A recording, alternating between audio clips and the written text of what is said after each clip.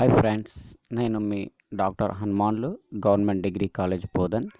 ఈరోజు మన క్లాస్లో భాగంగా industry and commerce classification of గురించి చూద్దాం.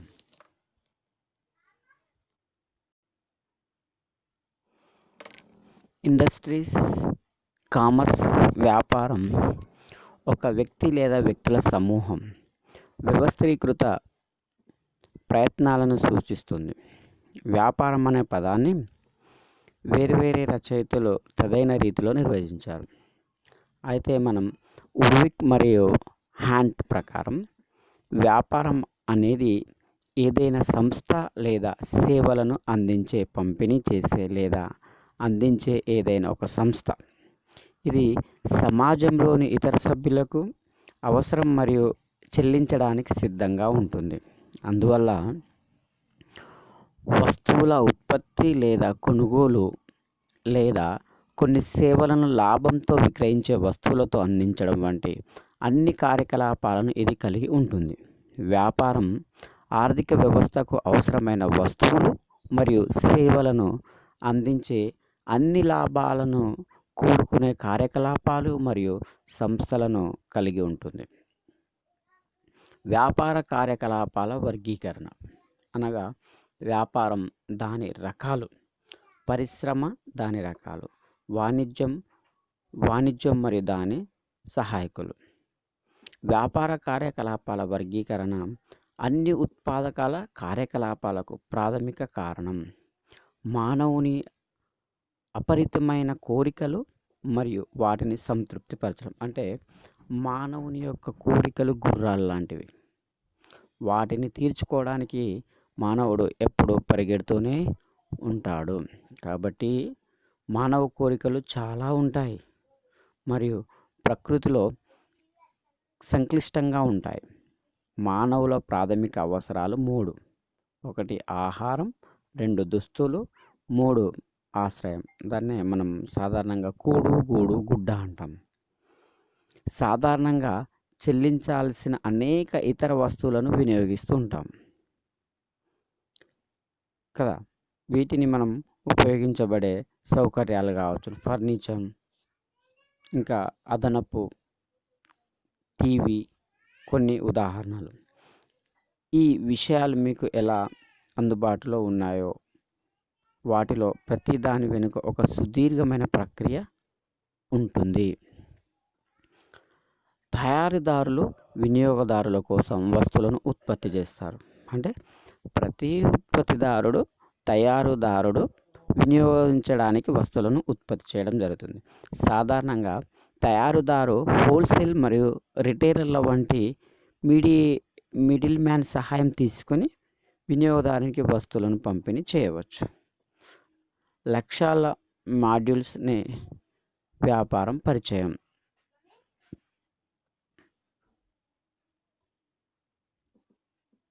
వ్యాపార కార్యకలాపాలను విస్తృతంగా 2 వర్గాలుగా వర్గీకరించవచ్చు: పరిశ్రమ మరియు వాణిజ్యం. పరిశ్రమ వస్తువులు మరియు పదార్థాల ఉత్పత్తికి సంబంధించింది. దాన్ని మనం వస్తు సేవల ఉత్పత్తికి సంబంధించింది. వాణిజ్యం ప్రధానంగా వాటి పంపిణీకి సంబంధించినది. పరిశ్రమ వ్యాపార కార్యకలాపాలు ఉత్పత్తి వైపు పరిశ్రమగా సూచిస్తాయి. ఇది వ్యాపార కార్యకలాపం. ఇది ఉత్పత్తుల పెంపకం, ఉత్పత్తి ప్రాసెసింగ్ లేదా తయారీకి సంబంధించింది.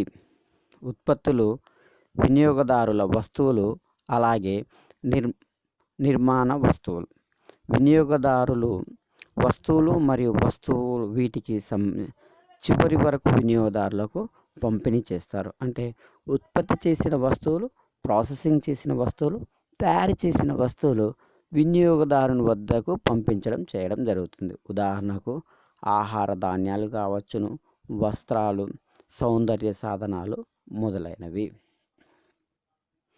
ఉత్పత్తిదారుల వస్తువులను తయారీలు కొన్ని ఇతర వస్తువులను ఉత్పత్తి చేయడానికి ఉపయోగించే వస్తువులు. ఉదాహరణకు యంత్రాలు, సాధనాలు, పరికరాలు మొదలైనవి. వాణిజ్యం యొక్క విస్తరణ పారిశ్రామిక వృద్ధిపై ఆధారపడి ఉంటుంది.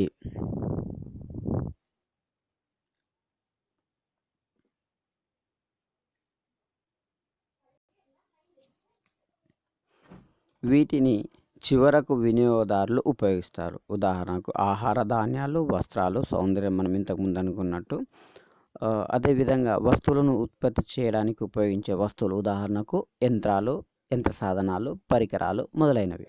వాణిజ్యం మరియు వాణిజ్యం యొక్క విస్తరణ పారిశ్రామిక వృద్ధిపై ఆధారపడి ఉంటుంది. ఇది మార్కెట్ యొక్క సరఫరాపై వైపుకు సూచిస్తుంది. పరిశ్రమ అనే పదం వ్యాపార కార్యకలాపాల యొక్క ఆ భాగాన్ని సూచిస్తుంది. బొగ్గు, ఇనుము ధాతువు, పెట్రోలియం, వెలికి తీసే పరిశ్రమ అని పిలుస్తారు వంటి పదార్థాలను సమగ్రమైనవి. ముడి పదార్థాలు సబ్బు, రొట్టె, యంత్రాలు, సిమెంట్ తయారీ పరిశ్రమలుగా పిలవడం జరుగుతుంది. ఇటువంటి తుది ఉత్పత్తులుగా ప్రాసెస్ చేయడం మరియు మార్చడం. మూడవది నిర్మాణాత్మక పరిశ్రమలు. ఆనకట్టలు, వంతెనలు, రోడ్లు నిర్మాణ పరిశ్రమలుగా పిలవడం జరుగుతుంది. ఈ విధంగా వస్తువుల వెలికితీత, ఉత్పత్తి, ప్రాసెసింగ్, నిర్మాణం మరియు కల్పనలో నిమగ్నమైన మానవుడి కార్యకలాపాలు పరిశ్రమ పరిధిలోకి వస్తాయి. మరొక కోణంలో పరిశ్రమ అంటే సాధారణంగా ఒక నిర్దిష్ట ఉత్పత్తి శ్రేణిలో ప్రత్యేకత కలిగిన కర్మాగారాల సమూహం. ఉదాహరణకు పత్తి వస్త్రాలను ఉత్పత్తి చేసే అన్ని కర్మాగారాలు కలిగి పత్తి వస్తు పరిశ్రమను కలిగి ఉంటాయి. అన్ని సిమెంట్ కర్మాగారాలు కలిసి సిమెంట్ పరిశ్రమను కలిగి ఉంటాయి. పరిశ్రమల వర్గీకరణ. పరిశ్రమల వర్గీకరణ వివిధ రకాలుగా పరిశ్రమలు ఉంటాయి.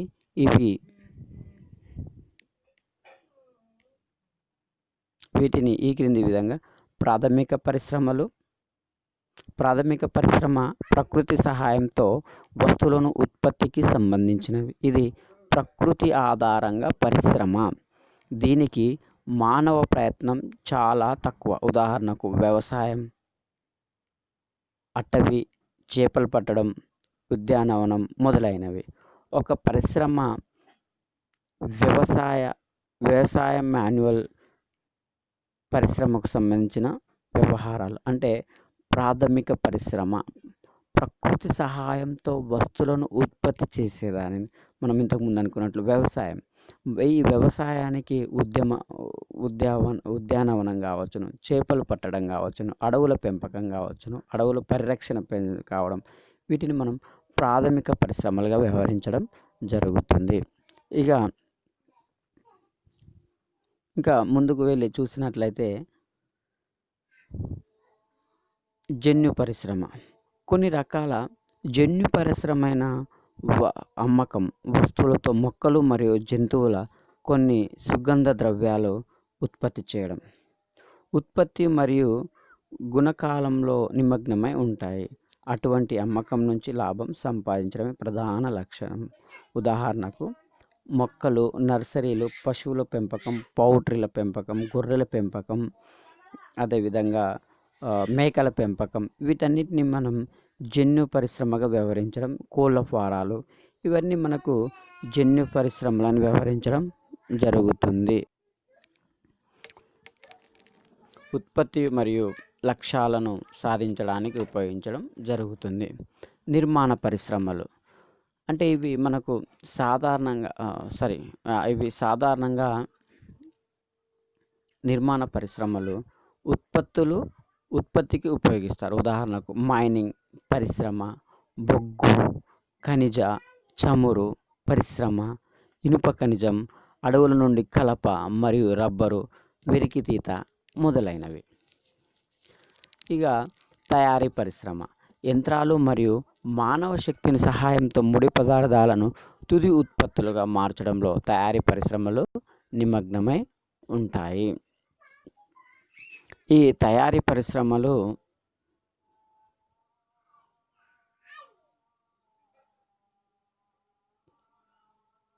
వస్తువులు, వినియోగ వస్తువులు లేదా నిర్మాణాత్మక వస్తువులు కావచ్చును. ఉదాహరణకు వస్త్రాలు, రసాయనాలు, చక్కెర పరిశ్రమలు, కాగిత పరిశ్రమలు మొదలైనవి. నిర్మాణ పరిశ్రమలు అంటే ఇవి నిర్మాణం అయి ఉంటాయి. ఉదాహరణకు వంతెనలు, అదేవిధంగా రోడ్లు, భవనాలు, ఇవి నిర్మాణ పరిశ్రమలుగా వ్యవహరించడం జరుగుతుంది.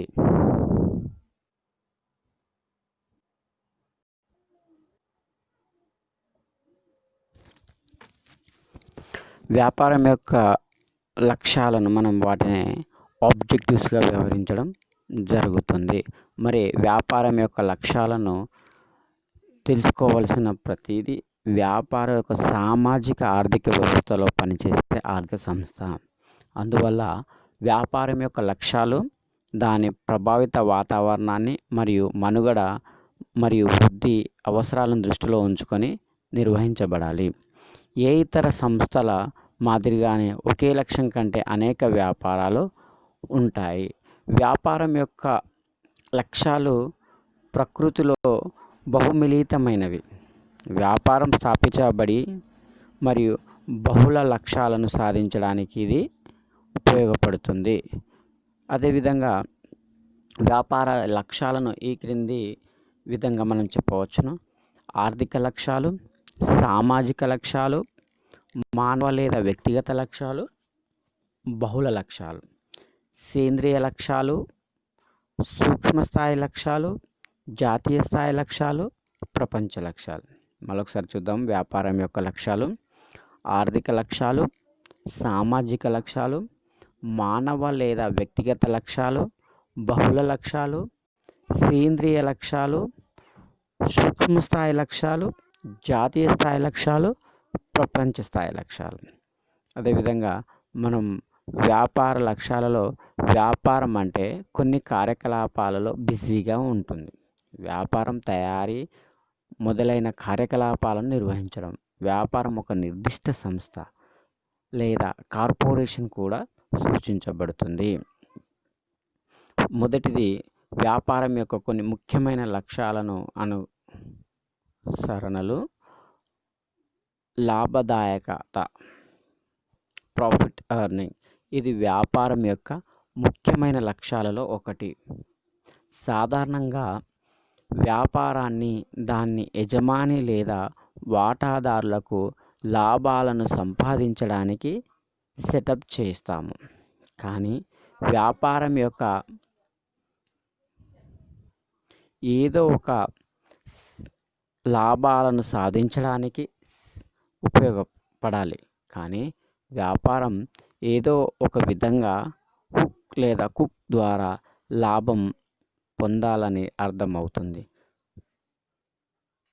ఇది నియమాలు మరియు నిబంధనల ప్రకారం పనిచేయడం లేదా నైతిక పద్ధతులను అనుసరించడం ద్వారా లాభాలను సంపాదించాలి. వృద్ధి. వ్యాపారం యొక్క మరొక ముఖ్యమైన లక్ష్యం వృద్ధిని సాధించడం. వృద్ధి లాభం, రాబడి, సామర్థ్యం, ఉద్యోగాల సంఖ్య మరియు ఉద్యోగుల శ్రేయస్సు మొదలైనవి వాటి పరంగా ఉండాలి. స్థిరం లేదా స్థిరత్వం. స్థిరత్వం అంటే వ్యాపారం యొక్క కొనసాగింపు, కస్టమర్ సంతృప్తి, క్రెడిట్ యోగ్యత, ఉద్యోగుల సంతృప్తి మొదలైన వాటి పరంగా ఒక సంస్థ లేదా వ్యాపారం స్థిరత్వంగా సాధించాలి. స్థిరమైన సంస్థ మార్కెట్ల మారుతున్న డైనమిక్ను సులభంగా నిర్వహించగలదు. సామర్థ్యం. సమర్థవంతమైన లేదా దూకుడుగా పనిచేసే వాతావరణం. వ్యాపారం ఎల్లప్పుడూ తన రంగంలో ఉత్తమమైన వారికి సాధించడానికి ప్రయత్నించాలి. కార్మిక ఉత్పాదకత, శక్తి వినియోగం, నాణ్యత, నియంత్రణ మొదలైన వాటి పరంగా సమర్థత పరిగణించబడుతుంది. మనుగడ. ఒక వ్యాపార సంస్థ మార్కెట్లో లేదా షాక్లను తట్టుకునే సామర్థ్యం ఉండాలి. ఒక వ్యాపారం దీర్ఘకాలిక ఉనికిని దృష్టిలో ఉంచుకోవాలి.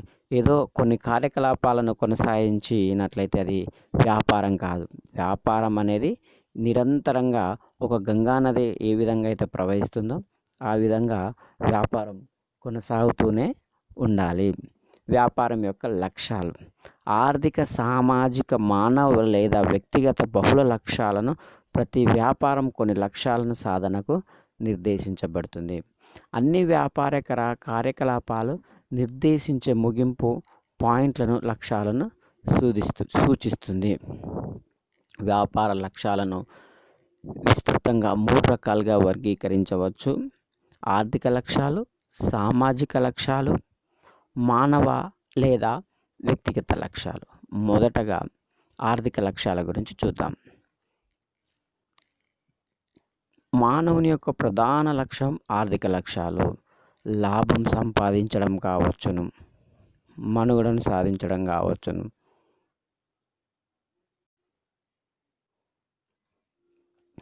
ఆర్థిక లక్ష్యాలు ముఖ్యంగా వ్యాపారం ఒక ఆర్థిక కార్యకలాపం.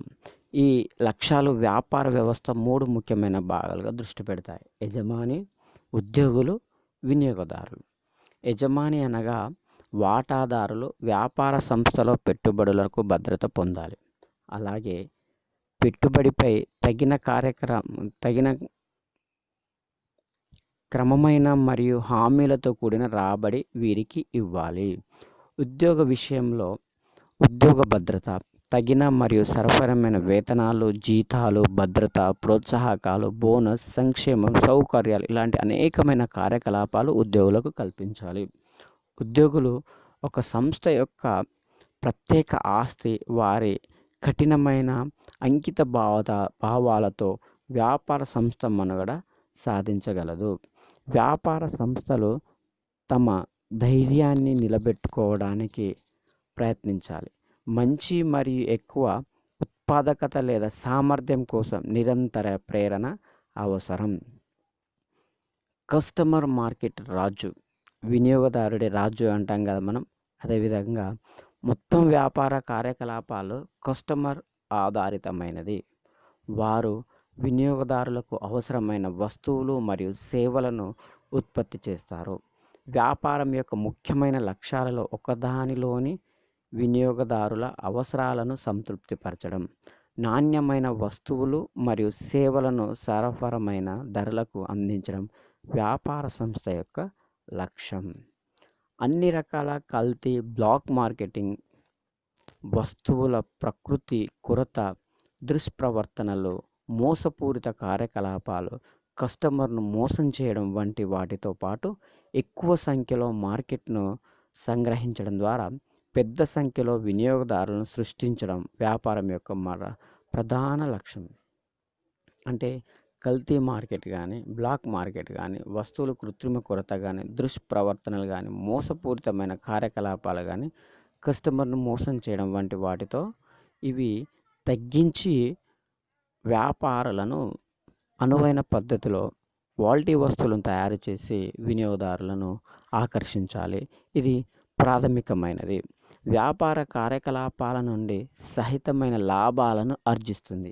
ఇవన్నీ వ్యాపారం యొక్క ఆర్థిక లక్ష్యాల్లో ఉంటాయి. మానవ లక్ష్యాలు. మానవ లక్ష్యాలు ఉద్యోగులు మరియు వినియోగదారులతో అనుసంధానించబడి ఉంటాయి. ఉద్యోగులను మనుషులుగా పరిగణించాలి. వీళ్ళు యంత్రాలు కాదు. ఎందుకంటే మనుషులకి హ్యూమన్ బీయింగ్ ఉంటుంది, ఆలోచించే శక్తి ఉంటుంది, మంచేదో చెడేదో ఆలోచించే శక్తి ఉంటుంది. కాబట్టి మానవుల లక్ష్యాలు వ్యవస్థ అభివృద్ధికి ఉపయోగించడం జరుగుతుంది. ఉత్పత్తి కారకాలుగా పరిగణించకూడదు. అందుకే వాటికి ఉద్యోగులుగా కాకుండా వ్యాపార భాగస్వాములుగా పరిగణించాలి. వ్యాపార లాభం వారితో పంచుకోవాలి. నిర్వహణలో కార్మికుల భాగస్వామ్యం అని పిలువబడే నిర్ణయాత్మక ప్రక్రియలో పాల్గొనడానికి వారు తప్పనిసరిగా ఉండాలి. వ్యాపార సంస్థ వారి జ్ఞానం, నైపుణ్యం, సామర్థ్యాలపై శిక్షణ కార్యకలాపాలను ఏర్పాటు చేయాలి. అనగా మంచి పనితీరు మరియు సామర్థ్యం కోసం సామర్థ్యాలను మెరుగుపరచాలి. వారి ఉద్యోగాలు సురక్షితంగా ఉండాలి. పూర్తి ఉద్యోగి సంతృప్తి ఇవ్వాలి మరియు వారి ధైర్యానికి అనుగుణంగా ఉంచడానికి నిరంతరంగా ప్రేరణ ఇవ్వాలి. సంస్థ యొక్క నిబద్ధత మరియు బాధ్యతాయుతమైన ఉద్యోగులను చేయడం వ్యాపార సంస్థ యొక్క మరొక మానవ లక్ష్యం. కస్టమర్ వ్యాపార సంస్థ యొక్క కేంద్ర బిందువు. అవసరమైన వస్తువులు మరియు సేవలను గుణాత్మకంగా కానీ సరసమైన ధరలకు కానీ అందించడం ద్వారా వ్యాపారం వినియోగదారుల శ్రేయస్సును చూసుకోవాలి. వారి ఫిర్యాదులను సత్వరమే పరిష్కరించడం అనేది వినియోగదారుల యొక్క ప్రాథమిక నిరీక్షణ. కస్టమర్ యొక్క సరైన సంరక్షణ కనీసం వారి ఫిర్యాదులకు ఏదైనా వ్యాపారం కోసం తప్పనిసరి. సేంద్రియ లక్ష్యాలు. సేంద్రియ లక్ష్యాలు వ్యాపారం కోసం కొన్ని రూపొందించబడిన లక్ష్యాలన్నింటిని పరిగణలోకి తీసుకోవాలి. వ్యాపార సంస్థ బయటి వ్యక్తులపై ఆధారపడి ఇష్టపడని వ్యాపారానికి అవసరమైన మూలధనాన్ని పెంచడానికి, లాభం తిరిగి ఉత్పత్తి చేయడానికి ప్రముఖ మూలం. దీనిని అంతర్గత వనరుల నుండి స్వీయ ఫైనాన్స్ లేదా ఫైనాన్సింగ్ అని కూడా పిలవడం జరుగుతుంది. ఈ భావనల కింద వ్యాపార సంస్థల లాభాల నుండి మూలధన ఉత్పత్తి అవుతుంది. వ్యాపారం యొక్క వాంఛనీయ పరిగణాన్ని సాధించడం మరొక లక్ష్యం. పోటీని ఎదుర్కొనడం మరియు ఎక్కువ కాలం జీవించడం మొదలైన ఈ వర్గాల లక్ష్యాలకి పరిగణలోకి తీసుకోవడం జరుగుతుంది. సామాజిక లక్ష్యాలు. ఈ లక్ష్యాలను 2 వర్గాలుగా వర్గీకరించవచ్చును. అవి మైక్రో లెవెల్ మరియు మ్యాక్రో లెవెల్. సూక్ష్మ స్థాయి వ్యాపారం కింద అక్షరాస్యత, విద్య, శిక్షణ, వైద్య మరియు సంరక్షణ మరియు ప్రజారోగ్యం, గాలి మరియు నీటి కాలుష్యం యొక్క నియంత్రణకు సహాయపడుతుందని భావిస్తున్నారు. స్థూల స్థాయిలో వ్యాపారానికి దిగుమతి ప్రత్యామ్నాయాన్ని మెరుగుపరచడం, చిన్న ఎగువ వ్యాపార విభాగాలు, పరిశ్రమలు మరియు ఉత్పత్తి ప్రాంతంలోకి పరిశీలించడం వంటి ఎగుమతులను ప్రోత్సహించడం వంటి లక్ష్యాలు ఉన్నాయి.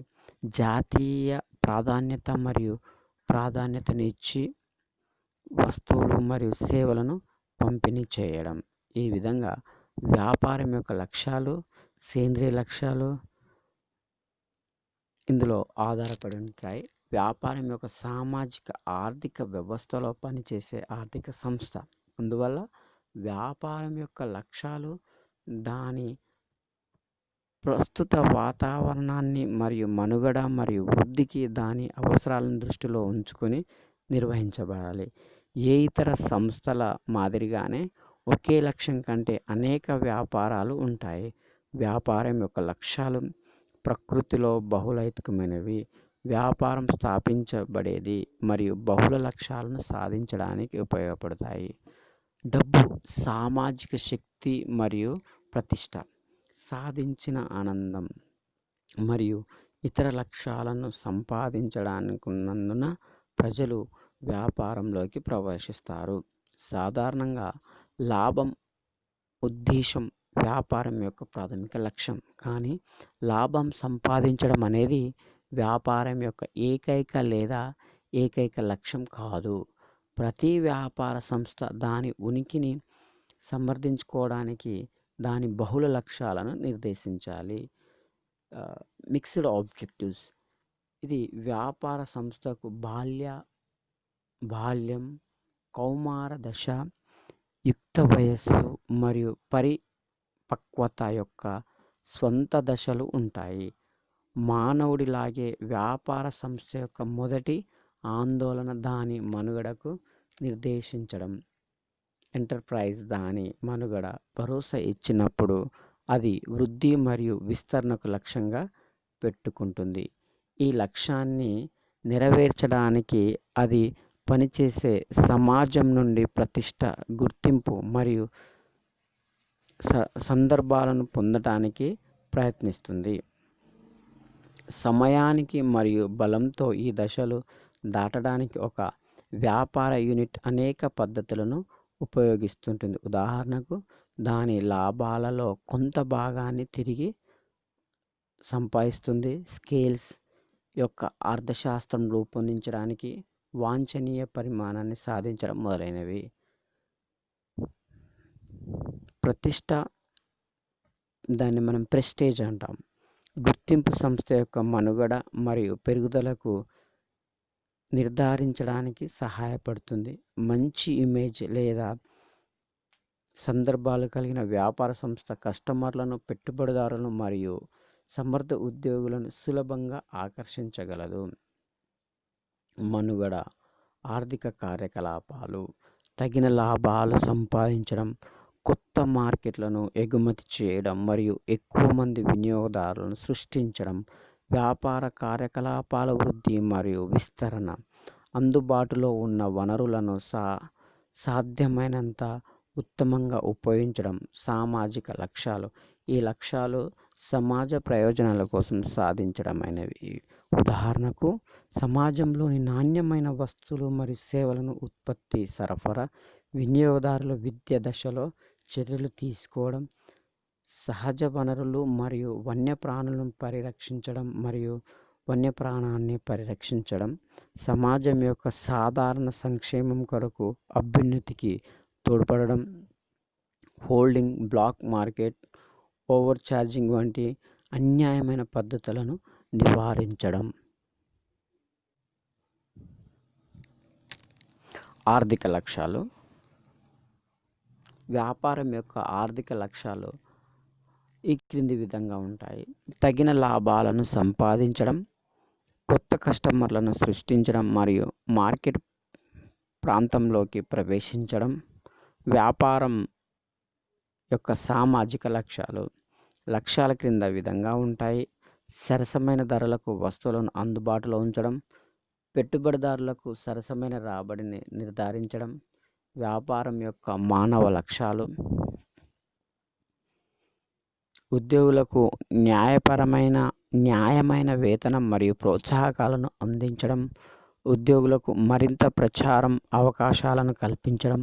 వ్యాపారం యొక్క ప్రపంచ లక్ష్యాలు అవి వ్యాప్తంగా పోటీ వస్తువులు మరియు సేవలను అందుబాటులోకి ఉంచడం, దాని కార్యకలాపాలను విస్తరించడం, దాని ధనిక మరియు పేద దేశాల మధ్య అసమానతలను తగ్గించడం. వ్యాపారం యొక్క లక్షణాలు. వ్యాపారాన్ని వర్గీకరించడానికి అవసరమైన లక్షణాలు. మొదటిది ఆర్థిక కార్యాచరణ. వ్యాపారం తప్ప ఆర్థిక కార్యకలాపాలు ఉండాలి. అంటే వ్యాపారం అంటే ఆర్థికేతర కార్యకలాపాలు కాకుండా ఖచ్చితంగా ఆర్థిక కార్యకలాపాలు ఉండాలి. కానీ ఆర్థిక కార్యకలాపాలు అంటే ఏంటి చూద్దాం. ద్రవ్య రాబడిని ఇచ్చే ఏదైనా కార్యాచరణ ఆర్థిక కార్యకలాపం. ఉదాహరణకు, మీ స్నేహితుడి తండ్రి మిమ్మల్ని ప్రతిరోజు కాలేజీలో చేర్చి కళాశాలలో చేర్చుకుంటే అతను దయతో ఈ చర్య చేస్తున్నాడు. అతను డబ్బు వసూలు చేయడం ద్వారా తీయడం మరియు వదలడం వంటి రవాణా సేవలను ప్రారంభిస్తే అది ఆర్థిక కార్యకలాపం అవుతుంది. అంటే ఉదాహరణకు ఇంకొకటి చూసినట్లయితే, మన తల్లి మన కోసం అన్నం వండినట్లయితే అది ఆర్థికేతర కార్యకలాపం అవుతుంది. అదే హోటల్లో కస్టమర్స్ లేదా వినియోగదారుల కోసం భోజనం వండినట్లయితే అది ఆర్థిక కార్యకలాపంగా వ్యవహరించడం జరుగుతుంది. అమ్మకం కోసం మంచి లేదా సేవల ఉత్పత్తి లేదా వ్యాపారం. ఒక వ్యాపారం ఒక ఉత్పత్తిని విక్రయించాలని యోచిస్తే అది ఆ ఉత్పత్తిని తయారు చేయాలి లేదా కొనుగోలు చేయాలి మరియు దానికి లాభాల మార్జిన్ను జోడించి మరింత విక్రయించాలి. వ్యాపారం అమ్మకం కోసం వస్తువుల ఉత్పత్తి లేదా కొనుగోలుకు సంబంధించిన ప్రతి కార్యాచరణపై ఆసక్తి కలిగి ఉంటుంది. ఇది వ్యాపారం యొక్క ముఖ్యమైన లక్షణాలలో ఒకటి చేస్తుంది. అమ్మకం సేవల్లో రవాణా, గృహ నిర్మాణాత్మక మరియు భద్రతలు ఉన్నాయి. కానీ వస్తువులు ఎక్కువగా వినియోగించిన వస్తువులు మరియు సేవల అమ్మకం కోసం లేదా మార్పిడి, ఉత్పత్తి లేదా సేకరణ తర్వాత. వ్యాపారం యొక్క లక్షణాలలో మూడవది మరియు కీలకమైనది ఆ ఉత్పత్తిని డబ్బు కోసం అమ్మడం. ఒక ఉత్పత్తిని లేదా సేవలను విక్రయించే మార్గం, మార్కెట్లో ప్రారంభించడం లేదా అమ్మకం కోసం అందించడం. విక్రేత మరియు కొనుగోలుదారు మధ్య అమ్మకం లేదా మార్పిడి జరపాలి. డీలింక్లో క్రమబద్ధత. వ్యాపారం అనేది డబ్బులను ఉత్పత్తి చేసి మరియు పునరావృత ఆర్థిక చర్య. ఉదాహరణకు మీరు మీ పాత బైకును అమ్మితే అది డబ్బులు సంపాదిస్తుంది. అలాగే ఇది ఆర్థిక కార్యకలాపమే, కానీ మీరు దీన్ని రోజు చూస్తున్నారా? లేదు. దీనికి క్రమబద్ధమైన లేనందున దీనికి వ్యాపార కార్యకలాపంగా అంగీకరించలేము. అదేవిధంగా సెకండ్ హ్యాండ్ బైకును కొనుగోలు మరియు అమ్మకాలలో వ్యవహరించే డీలర్ కూడా ఉన్నాడు. అతని కోసం ఇది ఒక వ్యాపార చర్య, ఎందుకంటే అతని వ్యవహారంలో క్రమబద్ధత ఉంటుంది. కొనుగోలు లేదా అమ్మకం యొక్క ఒకే లావాదేవీని వ్యాపారం వర్గీకరించలేదు. లాభం సంపాదించడం. వ్యాపారం యొక్క ప్రధాన ఉద్దేశం లాభం గరిష్టీకరణ. ఇది లాభం సంపాదించాలనే ప్రధాన లక్ష్యంతో మార్కెట్లోకి అడుగుపెడుతుంది. మార్కెట్లో వ్యాపారం మనుగడ కోసం లాభాలను సంపాదించడం చాలా అవసరం. ఒక వ్యాపారం లాభం పొందకపోతే అది ఆర్థికంగా లోతువైపు వెళ్ళిపోతుంది. అందువల్ల వ్యాపారవేత్త అమ్మకాల పరిమాణాన్ని పెంచడం ద్వారా లేదా ఖర్చులను తగ్గించడం ద్వారా దాని లాభాలను పెంచడానికి ఉపయోగపడుతుంది. నష్టాలు, రాబడి. ఎక్కువ నష్టాలు, ఎక్కువ రాబడి. వ్యాపారం నష్టాన్ని ఆకర్షిస్తుంది. ఇది బాగా తెలుసు, ప్రమాదకరం. ఇది బాగా తెలుసు. ఎక్కువ నష్టాలు, ఎక్కువ రాబడి. వ్యాపారం నష్టాన్ని ఆకర్షిస్తుంది. వ్యాపారాన్ని ప్రారంభించేటప్పుడు వ్యాపారం విజయవంతమవుతుందని 100% హామీ ఇవ్వబడదు. మార్కెట్లో దాని ఉత్పత్తి లేదా సేవలకు డిమాండ్ పెంచవచ్చు, కానీ ఒక ప్రమాదం ఉంటుంది. కానీ మార్కెట్లో ఎప్పుడూ ప్రమాదానికి లోనవుతుంది. వ్యాపారం లాభం కూడా సంపాదించవచ్చు, కానీ సంపాదించిన లాభం మొత్తం మారవచ్చు. రిటర్న్స్ యొక్క అనిశ్చితి. వ్యాపారవేత్తలు తమ కార్యకలాపాలలో భారీ మూలధనాన్ని పెట్టుబడి పెట్టడం మరియు వ్యాపారం నుండి లాభాలను పొందడం రిస్క్ గురించి చర్చించినప్పుడు లాభం ఎంత మొత్తంలో సంపాదిస్తుందో చాలా అనిశ్చితంగా ఉంటుంది. తరచుగా లాభం తిరిగి దాని పరిస్థితులు ఉంటాయి. వ్యాపార కార్యకలాపాల్లో ఎప్పుడు నష్టపోయే అవకాశాలు ఉంటాయి. చట్టపరమైన కార్యాచరణ. వ్యాపారం చట్టపరమైన ఉండాలి. వ్యాపారం అనేది ఒక దేశానికి చాలా ముఖ్యమైన చర్య, కానీ అది చట్టానికి మించినది కాదు. ప్రతి ఆర్థిక కార్యకలాపాలు చట్టం యొక్క పరిమితుల్లో ఉండాలి. దేశం యొక్క చట్టం దాని కార్యకలాపాలను నియంత్రించడానికి వ్యాపారం యొక్క పనితీరుపై నిబంధనలు ఉంటుంది. Next, importance of business. మొదటిది ఆర్థిక అభివృద్ధి. ఆర్థిక అభివృద్ధికి వ్యాపారం ముఖ్యం. పరిశ్రమలు మరియు వాణిజ్యంలో నిజమైన వ్యాపారం యొక్క భావన ఉపయోగపడుతుంది. పరిశ్రమలు డబ్బు, పదార్థాలు, పద్ధతులు మరియు యంత్రాలు ఉపయోగిస్తాయి మరియు ఉపాధిని సృష్టించడానికి సహాయపడతాయి. వాణిజ్యం అనేది జాతీయ మరియు అంతర్జాతీయ స్థాయిలో మార్పిడి, వస్తు సేవల భావన. ఎగుమతి వ్యాపారం ద్వారా విదేశీ కరెన్సీని సంపాదించడానికి ఇది సహాయపడుతుంది. అందువల్ల ఆర్థిక అభివృద్ధికి వ్యాపారం సహాయపడుతుంది. సహజ వనరులను ఉపయోగించడం. ప్రతి దేశంలో విభిన్న సహజ వనరులు ఉంటాయి. వనరులను సరైన మరియు సమర్థవంతంగా ఉపయోగించుకునేందుకు దిశగా వ్యాపారం ఉండాలి. వ్యాపారం దాని స్వంత లక్ష్యాలను సాధించడానికి నీరు, ఖనిజ లవణాలు వంటి వనరులను ఉపయోగించబడతాయి, కానీ వనరుల దోపిడీ లేకుండా ఉపయోగించుకోవాలి. వ్యాపార యుటిలిటీ సృష్టి వ్యాపార సంస్థ మరియు సమయ ప్రయోజనాన్ని సృష్టిస్తుంది. ఇది మానవుల అవసరాలను తీర్చడానికి సహాయపడుతుంది. ఆర్థిక ప్రయోజనం గరిష్టంగా ఉండాలి. నెక్స్ట్, ఉపాధి.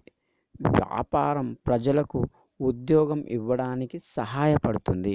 ఇది వివిధ రకాల నిర్వహణ లేదా సాంకేతిక ఉద్యోగాన్ని అందిస్తుంది. హోటళ్ళు, పరిశ్రమలు మరియు రవాణా సంస్థలు వంటి అనేక రకాల వ్యాపార సంస్థలు వ్యాపారం కోసం స్థాపించబడతాయి. ఇది నిరుద్యోగ సమస్యలను పరిష్కరించడానికి సహాయపడుతుంది. ఆదాయ ఉత్పత్తి.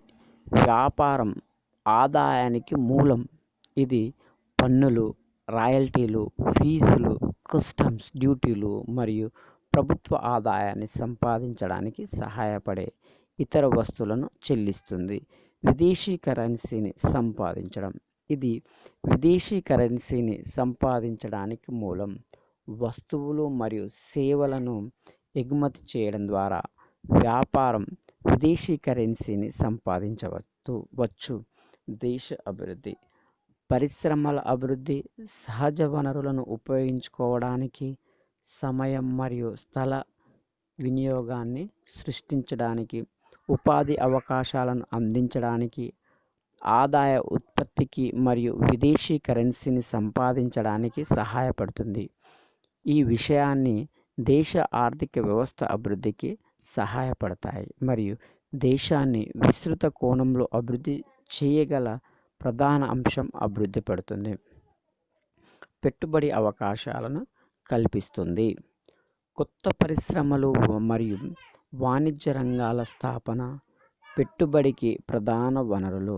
వ్యాపారం యొక్క విజయవంతమైన ఆపరేషన్ తర్వాత పెట్టుబడుల యాజమాన్యంలో లాభం ప్రస్తుత వ్యాపారం యొక్క పెన్షన్ లేదా కొత్త వ్యాపార స్థాపన కోసం కొత్త భవిష్యత్తులో పెట్టుబడి పెట్టగలిగే పెద్ద మొత్తంలో పొదుపు నిర్ధారించడానికి సహాయపడుతుంది. అందువల్ల పెట్టుబడి అవకాశాలను అందించడంలో వ్యాపారం సహాయపడుతుంది.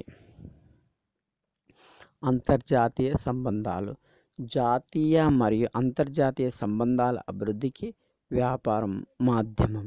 ఇది వివిధ దేశాల మధ్య సామరస్య సంబంధాన్ని కొనసాగించడానికి సహాయపడుతుంది. దేశాల మధ్య పరస్పర అవగాహన మరియు మంచి దౌత్య సంబంధాలు ఉండవచ్చు. అంతర్జాతీయ సంబంధానికి దిగుమతి మరియు ఎగుమతి ప్రధాన ఆధారం. స్వయం సమృద్ధి. ఇది దేశాలు మరియు వ్యక్తుల స్వయం సమృద్ధి సాధించడానికి సహాయపడుతుంది. ఇది డిపెండెన్స్ తగ్గించడం ద్వారా ప్రజల జీవన ప్రమాణాలను పెంపొందించడానికి సహాయపడుతుంది.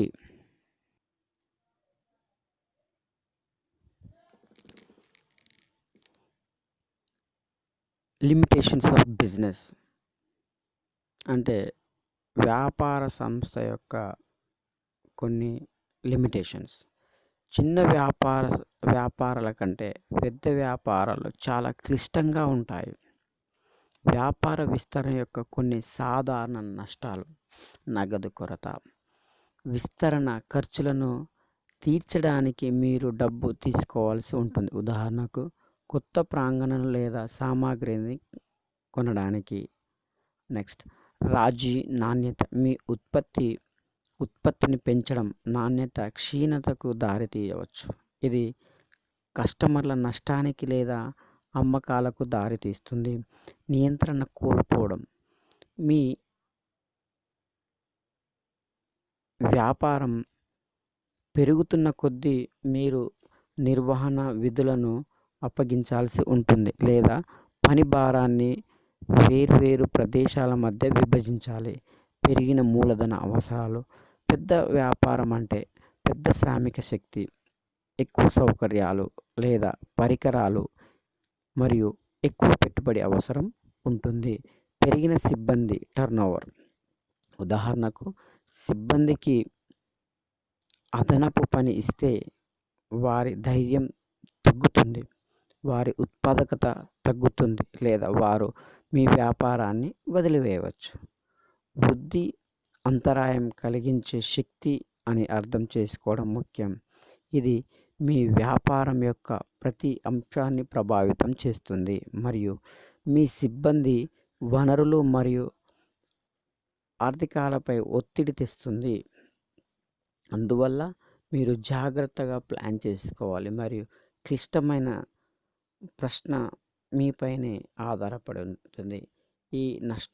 ఈ లోపాలను అధిగమించడానికి ఎప్పటికప్పుడు కొన్ని సూత్రాలు మనం పాటిస్తున్నట్లయితే వ్యాపార అభివృద్ధిని సాధించడానికి అవకాశం ఉంటుంది. దాంట్లో మనం కొన్ని చూసినట్లయితే మొదటిది సాంకేతిక పరిజ్ఞానాన్ని కొనసాగించండి. మీ వ్యాపారంలో ఉపయోగించిన సాంకేతిక మాత్రమే కాదు, మీ కస్టమర్లు మరియు సాధారణ ప్రజలను ఉపయోగించే సాంకేతికత. కొత్త సాంకేతిక పరిజ్ఞానం వృద్ధి మరియు సామర్థ్యానికి ఎక్కువ అవకాశాలను అందిస్తుంది. అయితే ఇది మీ ఉత్పత్తిని అసంబద్ధం మరియు పనికిరాని చేస్తుంది. కాబట్టి సాంకేతికను పెంచుకున్నట్లయితే సంస్థ అభివృద్ధి పెరగడానికి అవకాశం ఉంటుంది. సౌకర్యవంతంగా ఉండండి. మార్పులు మరింత త్వరగా వస్తాయి కాబట్టి మీరు మరింత త్వరగా మారేందుకు సరళంగా ఉండాలి. మార్పులను కొనసాగించండి మరియు అవసరమైన విధంగా సర్దుబాటు చేయండి. చదువుకోండి. నిరంతరం విద్య ఇప్పుడు చాలా క్లిష్టమైనది. మీ వ్యాపార ప్రణాళికలో విద్య ప్రణాళిక భాగం కావాలి. మీ ఉత్పత్తులపై మరియు మీరు ఉపయోగించే కొత్త సాంకేతిక పరిజ్ఞానాలపై మీ ప్రజలకు నిరంతరం అవగాహన కల్పించాలి. వ్యాపార యజమాని లేదా మేనేజర్ మీ కస్టమర్లు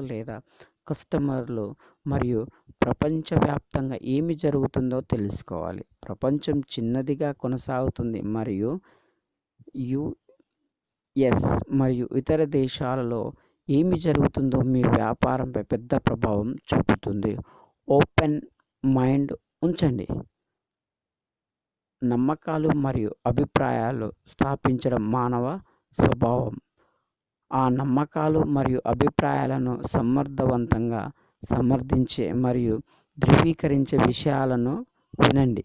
కొత్త అభిప్రాయాలు మరియు అవకాశాలు మీ మనస్సును తెరిచి ఉపయోగించుకోవడం మీ పెరుగుదలకు తీవ్రంగా పరిమితం చేస్తుంది. కాబట్టి అవకాశాలను ఎప్పటికప్పుడు అందిపుచ్చుకుంటూ వ్యాపార అభివృద్ధికి అవసరమైన సలహాలను అవసరాలను అనుకూలంగా తీసుకొని వ్యాపారాన్ని అభివృద్ధి చేసినట్లయితే ఎప్పటికప్పుడు వ్యాపార సంస్థ 3 పువ్వులు 6 కాయలుగా వెదజల్లడం.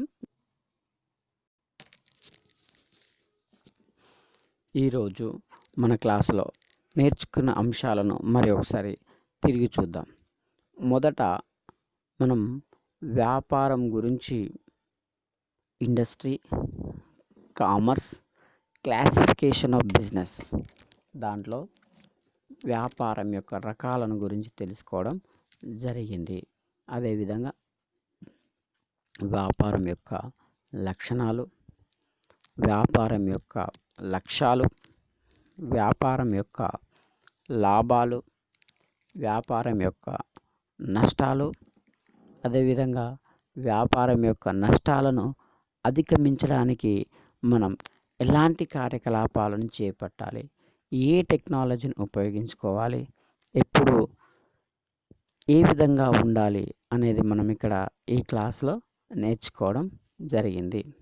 ఈ విధంగా వ్యాపారం అనేది ఎప్పుడు ఒక స్థిరంగా ఉండదు. కాబట్టి ఎప్పటికప్పుడు వ్యాపారాన్ని మనం అభివృద్ధి చెందుతూ ఉండాలి. కాబట్టి వ్యాపారంలో వచ్చిన మార్పులను ఎప్పటికప్పుడు వ్యాపార సంస్థలను ఆస్వాదించాలి. కాలానికి అనుకూలంగా మనము మారాలే తప్ప మనకు అనుకూలంగా కాలం మారదు. కాబట్టి ప్రభుత్వాలలో మార్పులు కావచ్చును, ట్యాక్స్ విధానంలో మార్పులు కావచ్చును, వినియోగదారుని యొక్క అభిరుచుల అలవాట్లలో మార్పులు కావచ్చును. ఈ విధంగా మార్పులకు అనుకూలంగా మన వ్యాపారాన్ని మార్పులు చేర్పులు చేసినట్లయితే వ్యాపార సంస్థ ఎప్పుడు అభివృద్ధి చెందుతూనే ఉంటుంది. మనం ఎక్కువసార్లు లాభాలను సంపాదించే దశలో నష్టాలను చవి చూడాల్సి ఉంటుంది. కాబట్టి నష్టాలను వస్తున్నాయనే మనం వ్యాపారాన్ని క్లోజ్ చేసినట్లయితే మనకు వ్యాపార సంస్థ మనుగడ ఉండదు. కాబట్టి నష్టాలు ఎదుర్కొనే శక్తి వ్యాపార సంస్థకు ఉండాలి. నష్టాలను ఎదుర్కొన్నట్లయితే మనకు ఎందుకు నష్టాలు వస్తున్నాయని చూసుకొని వ్యాపార సంస్థ అభివృద్ధికి అవసరమైన మన ప్లాన్స్ని ఎప్పటికప్పుడు తీసుకున్నట్లయితే వ్యాపార సంస్థ అభివృద్ధి చెందడానికి అవకాశం ఉంటుంది. ఈ విధంగా మన వ్యాపారానికి సంబంధించిన క్లాస్ని విన్నందుకు అందరికీ ధన్యవాదాలు. Thank you one and all.